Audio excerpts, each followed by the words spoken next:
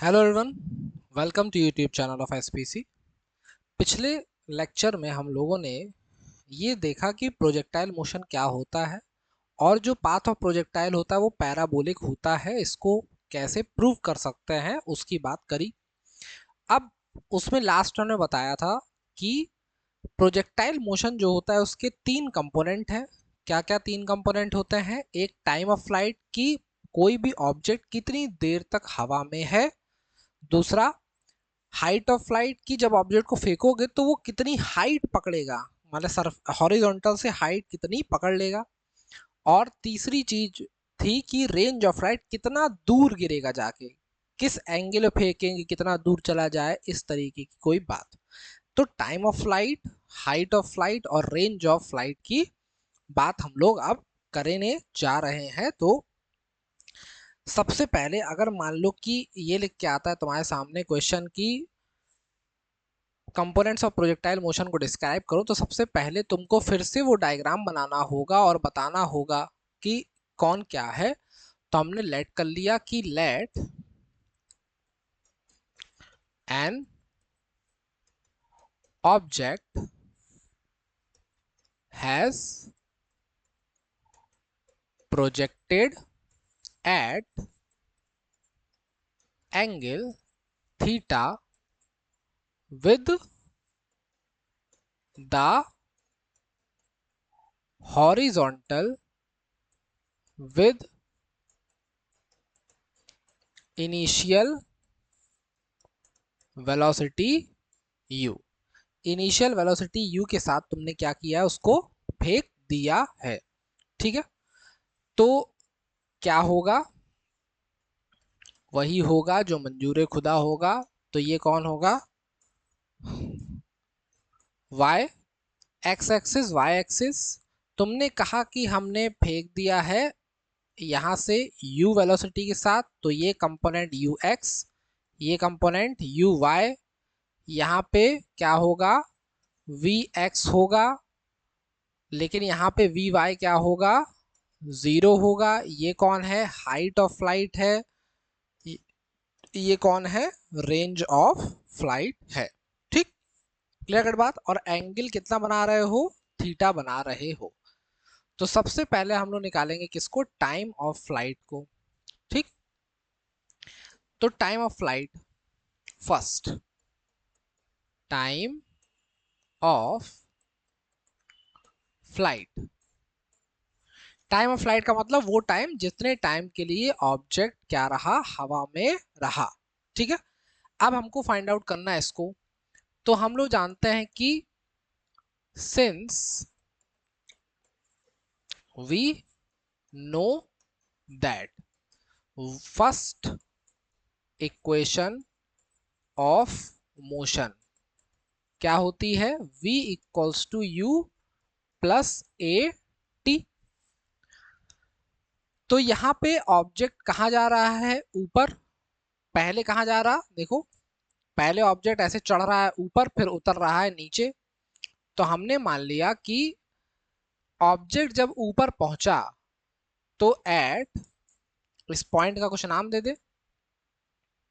इस पॉइंट का नाम ओ दे देते हैं, इसका नाम दे देते हैं ए, इसका नाम दे देते हैं बी। तो एट पॉइंट ए के लिए क्या होगा? या if when object is at point A, तो जो वेलोसिटी होगी v, ऊपर जा रहा है, कौन सा मोशन कर रहा है? वर्टिकल अपवर्ड मोशन कर रहा है, ऊपर की तरफ बढ़ रहा है, तो ये वेलोसिटी कितनी हो गई? 0। और ये क्या है?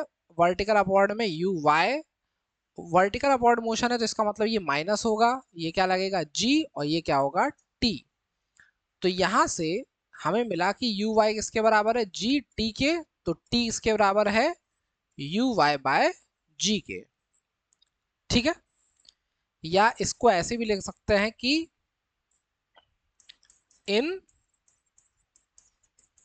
Reaching point A, point A में पहुंचने में सिचुएशन क्या बन रही है? ये।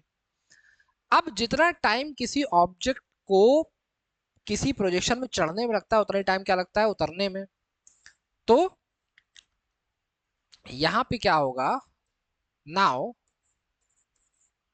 Time taken to go from A to B, ये ओ से ए पे आए हो, अब ए से बी में जाने का टाइम भी क्या होगा, now time taken to go from A to B is also same, therefore total time, total time जो होगा उसको हमने माना टी, वो क्या होगा 2 × टी, क्या होगा 2 × टी। अब वहां लिखना है 2 × टी, और टी क्या है uy/g, तो टी क्या हो गया uy/g, और साथ में यहाँ पे 2, और uy क्या है वर्टिकल कंपोनेंट, वर्टिकल कंपोनेंट में क्या लगता है साइन थीटा, तो ये बना 2u sine theta by g. Time of flight क्या बना 2u साइन थीटा बाई जी। बताओ इसमें कोई दिक्कत, दुख दर्द कष्ट पीड़ा की बात नहीं होनी चाहिए। तो ये हो गया टाइम ऑफ फ्लाइट। अब बात आ रही है कि अगर हम लोग निकालते हैं height of flight, height of flight, तो हम लोग यूज करते हैं using third equation of motion. क्या होती है third equation of motion, v² = u², और अगर अपवर्ड मोशन का केस है तो 2g, और हाइट कितनी है h, तो हाइट को हम दिखा रहे हैं डायग्राम में, किससे दिखाया है h से कि कैपिटल एस से, कैपिटल एस से, तो हम लोग कैपिटल एच यहाँ पे डिनोट कर देते हैं। और ऊपर का केस है तो ये वी वाई और ये यू वाई, वी वाई कितना होगा 0, यू वाई क्या होगा u साइन थीटा का स्क्वायर -2gh, इसको ले आओ इधर, 2gh = u² साइन थीटा, तो h कितना आया u² sine theta upon 2g, ये किसकी वैल्यू है h की वैल्यू है। अब एक बात बताओ, हम लोग को पता है कि जो अपना साइन थीटा होता है उसकी सबसे बड़ी वैल्यू क्या होती है 1, किस एंगल पे होती है 90 डिग्री पे होती है। अगर 90 डिग्री पे होती है इसका मतलब कि किसी ऑब्जेक्ट को अगर नीचे से एकदम ऊपर फेंके, ऐसे सरफेस से 90 डिग्री का एंगल बनाते ऊपर फेंके, तो वो सबसे ज्यादा हाइट क्या कर लेगा अटेन कर लेगा। तो फॉर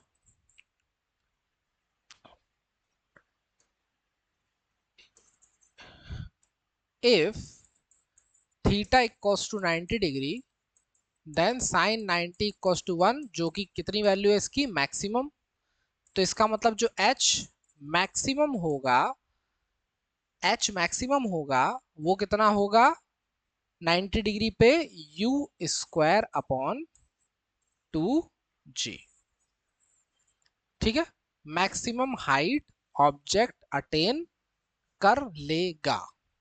क्लियर कट मैटर है, ठीक है। तो ये बात हो गई किसकी हाइट ऑफ फ्लाइट की। अब बात आती है range of flight, range of flight. देखो जो प्रोजेक्टाइल मोशन होता है इसकी जो हॉरिजॉन्टल वेलोसिटी होती है ये बदलती नहीं है। बदलती कौन सी वेलोसिटी, केवल वर्टिकल वेलोसिटी बदलती रहती है। पहले यू वाई थी, ऊपर जा रहा है तो धीरे धीरे वेलोसिटी क्या होगी कम, फिर नीचे आएगा तो वेलोसिटी बढ़ने लगेगी, क्योंकि वहां पे एक्सेलरेशन ड्यू टू ग्रेविटी का काम यूज हो रहा है। लेकिन हॉरिजॉन्टल मोशन में ऐसा नहीं हो रहा, तो हॉरिजॉन्टल मोशन में हम लोग जो एयर रेजिस्टेंस वगैरह उसको नेग्लेक्ट करके चल रहे हैं, तभी ऐसा होगा। तो रेंज ऑफ फ्लाइट की बात करेंगे तो हम कहेंगे कि यार हमें तो पता है कि जो डिस्टेंस होती है या डिस्प्लेसमेंट होती है वो velocity into, since displacement equals to velocity into क्या होती टाइम, तो हमने कहा कि यार जो ऑब्जेक्ट है, जो अपना ऑब्जेक्ट था वो यहां से यहां पहुंच गया, डिस्प्लेसमेंट कितनी है r, और जब यहां से यहां पहुंचा तो इसको टाइम कितना लगा होगा टाइम ऑफ फ्लाइट के बराबर। कितना टाइम लगा होगा टाइम ऑफ फ्लाइट, ये time of ascent time of descent तो आपस में बराबर थे टी और टी, स्मॉल टी और स्मॉल टी, तो 2t बना, और t क्या था यू वाई बाई जी, तो t क्या बना 2u by g, 2u sine theta by g. तो ये टाइम ऑफ फ्लाइट होगा। तो हम आ गए कि टाइम ऑफ फ्लाइट अपना यहाँ पे लेंगे, डिस्प्लेसमेंट कितना है r, वेलोसिटी कितनी है इस एक्सिस पे ux, टाइम कितना है टाइम ऑफ फ्लाइट, यहाँ पे यही ध्यान रखना है कि t क्या लेना है टाइम ऑफ फ्लाइट लेना है। तो ये क्या है r, ux माने हॉरिजॉन्टल कंपोनेंट, तो क्या हो जाएगा u cos थीटा, थीटा और t क्या होता है 2u sine theta by g. तो u और u स्क्वायर, और ये क्या हो गया 2 sine theta cos theta, 2 sine theta cos theta क्या होता है साइन 2 थीटा, क्या होता है साइन 2 थीटा अपॉन में कौन है जी। तो r क्या आया u square sine 2 theta by g. अब हम लोगों ने जब हाइट निकाली मैक्सिमम, तो हमने थीटा की वैल्यू रखी 90, क्योंकि साइन 90 की वैल्यू क्या होती 1, सबसे बड़ी वैल्यू क्या होती 1 साइन में, और किस एंगल पे 90 पे। तो यार अगर आर मैक्सिमम निकालना पड़ जाए तो यहाँ तो एंगल 2 थीटा दिया है, इसका मतलब 2 थीटा को 90 रखना पड़ेगा। तो इसका मतलब 2 थीटा अगर 90 होगा तो थीटा कितना होगा 45। तो if theta equals to 45 sine 2 theta equals to 1, और ये कितनी वैल्यू है इसकी मैक्सिमम। तो इसका मतलब जो आर मैक्सिमम बनेगा वो कितना बनेगा u square by g. R maximum क्या बना यू स्क्वायर बाय जी। ठीक, अब तुमने कहा कि अच्छा ये बात है, तो तुम आ गए नोट के पास। तुमने कहा यार एच जो था वो था you square sine square theta by 2g, और यहां से जब हम लोगों ने एच मैक्स निकाला था तो यू स्क्वायर बाई 2g आया था, और जो रेंज निकाली वो क्या निकाली u square sine 2 theta upon g. तो इससे आर मैक्सिमम तुमने निकाल दिया यू स्क्वायर बाई जी। तो तुमने कहा कि यार एक बात बताओ कि अगर यू स्क्वायर बाई जी को ऐसी छोड़ दे और 2 को इधर भेज दे तो ये यू स्क्वायर बाई जी क्या बन जाएगा 2h मैक्सिमम। तो आर मैक्सिमम और हाइट मैक्सिमम में क्या रिलेशन होता है R maximum equals to 2h maximum. ठीक, ये एक छोटा सा नोट भी यहाँ पे हम लोगों को कंसीडर करना पड़ेगा। तो ये हो जाएगा हमारा आर मैक्सिमम। क्या करना था एक बार जल्दी जल्दी से देख लो। सबसे पहले किसी ऑब्जेक्ट को प्रोजेक्ट कर दिया थीटा एंगल पे यू वेलोसिटी के साथ, दो कंपोनेंट है यू एक्स यू वाई, ये रेंज है ये हाइट है। देखो जो वर्टिकल वेलोसिटी होगी वो लगातार वर्टिकल कंपोनेंट और वेलोसिटी चेंज होता जाएगा, लेकिन जो हॉरिजॉन्टल कंपोनेंट होगा वो चेंज नहीं हो रहा होगा। हम लोग आए कि टाइम ऑफ फ्लाइट की बात किया, तो फर्स्ट इक्वेशन ऑफ मोशन लगाए v equals to u plus a t होता है, ऊपर जा रहा है तो वी वाई, यहाँ पे एक लाइन और लिख देते हैं v y equals to u y minus g t. V y क्या हो गया 0, यू वाई अपनी जगह, जी टी यहाँ से टी की वैल्यू निकाली यू वाई बाई जी। और now time taken to go from A to B is also same, तो टोटल टाइम क्या होगा टी बराबर 2t। एक बात याद कर लो कि किसी भी ऑब्जेक्ट को जितना टाइम चढ़ने में लगेगा किसी हाइट पे, उतना ही टाइम वापस उतरने में भी लगेगा उस हाइट से। इसका यूज हम लोग जब करेंगे बिल्डिंग के क्वेश्चन की, यहाँ से किसी ऑब्जेक्ट को फेंका तो जब वो जितने टाइम में यहाँ पहुंचेगा उतने टाइम में यहाँ पहुंचेगा, जिस वेलोसिटी से यहाँ फेंकोगे उसी वेलोसिटी से गिरेगा। ठीक, चलो तो इसका यूज करके हम लोगों ने क्या निकाल लिया था यहाँ पे 2t, और t की value u y by g 2u sine theta by g आ गया क्या टाइम ऑफ फ्लाइट, जितने टाइम के लिए ऑब्जेक्ट हवा में था। फिर बात आई हाइट ऑफ फ्लाइट की। हाइट ऑफ फ्लाइट के लिए हम लोग थर्ड इक्वेशन लगाएंगे, पहले में पहली इक्वेशन, दूसरे में तीसरी इक्वेशन, और तीसरे में नो इक्वेशन। तो ये क्या हो गया third equation of motion v y square equal to u y minus 2gh, ये तो जीरो था, यू वाई क्या बना यू साइन थीटा, इसको भेजा इधर, यहाँ से h की वैल्यू निकाली ये मैक्सिमम के लिए थीटा क्या रखेंगे 90, 90 रखते ही हमें मिलेगा यू स्क्वायर बाई 2g। ये क्या है एच मैक्सिमम की वैल्यू। फिर बात आ गई रेंज ऑफ लाइट। रेंज क्या है, कितनी हॉरिजॉन्टल डिस्प्लेसमेंट कवर करिए, वही क्या होती है रेंज। तो r equal to u x into t. T क्या लेंगे time of flight, small t मत ले लेना गलती से, क्या लेना है टाइम ऑफ फ्लाइट। ठीक, टाइम ऑफ फ्लाइट यहाँ रखा 2u sine theta by g, ये टाइम ऑफ फ्लाइट की वैल्यू है। ये u x u cos theta, u u मिलके u square, 2 sine theta cos theta क्या होता है, देखो यहाँ पे लिख लेना साइन 2 थीटा क्या होता है 2 sine theta into cos theta. ठीक, तो ये बन गया। अब इस पूरी की मैक्सिमम वैल्यू क्या होती है 1, तो किस एंगल पे होगी 45 डिग्री पे, तो आर मैक्स क्या आएगा यू स्क्वायर बाई जी। इसका मतलब कि किसी भाले, अगर हॉरिजॉन्टल से फेंक रहा हो, किसी भाले को फेंकना है या किसी पॉइंट को फेंकना है, तो 45 डिग्री पे फेंकोगे तो सबसे ज्यादा दूर जाके गिरेगा।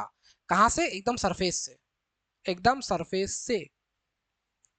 लेकिन लेकिन जब हम लोग भाला फेंकते हैं, मतलब हम लोग नहीं, जो जेवलिन होते हैं, जो जेवलिन को थ्रो करते हैं, जेवलिन थ्रोअर, वो जब भाला फेंकता है तो क्या उनकी खुद की हाइट भी तो है, माने सरफेस पे तो नहीं बैठे हैं। तो ऐसी सिचुएशन में उन्हें 45 से थोड़ा सा एंगल कम रखना पड़ेगा, तब रेंज मैक्सिमम पकड़ेगा। 45 से क्या करना पड़ेगा, थोड़ा सा एंगल कम रखना पड़ेगा।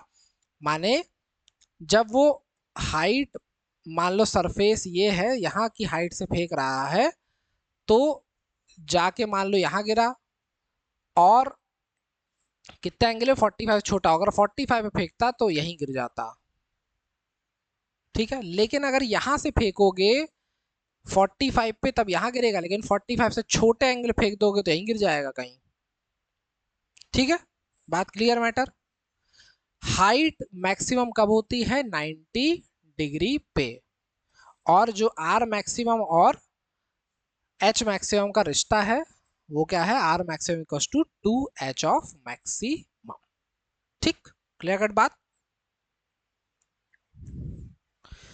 तो यहाँ पे हम लोग अपनी आज की थ्योरेटिकल कहानी जो थी time of flight, height of flight, range of flight को, उसको करते हैं खत्म। अब हम लोगों ने क्या क्या देख लिया है कि पाथ ऑफ प्रोजेक्टाइल कैसा होता है पैराबोलिक, और time of flight, height of flight, range of flight को हम लोगों ने क्या कर दिया है, एकदम सेवा समाप्त कर दी है उसकी। अब हम लोग मिलेंगे इसके न्यूमेरिकल्स में, हम लोग का आमना सामना होगा इनके ऊपर, जो कुछ प्रॉब्लम्स आएंगी उनसे। ठीक है, मेन बात ये तीनों फॉर्मूले तोता की तरह रटे होने चाहिए, और एक वो जो केस बताया कि जेवलिन फेंकेगा सरफेस से तो फेंकेगा नहीं, किसी हाइट से फेंकेगा, खुद की उसकी हाइट होगी 1.5 मीटर, 1.25 मीटर, तो उसको एंगल 45 से थोड़ा सा छोटा रखना पड़ेगा। पढ़ते रहिए, रिवाइज करते रहिए। जय हिंद, जय भारत।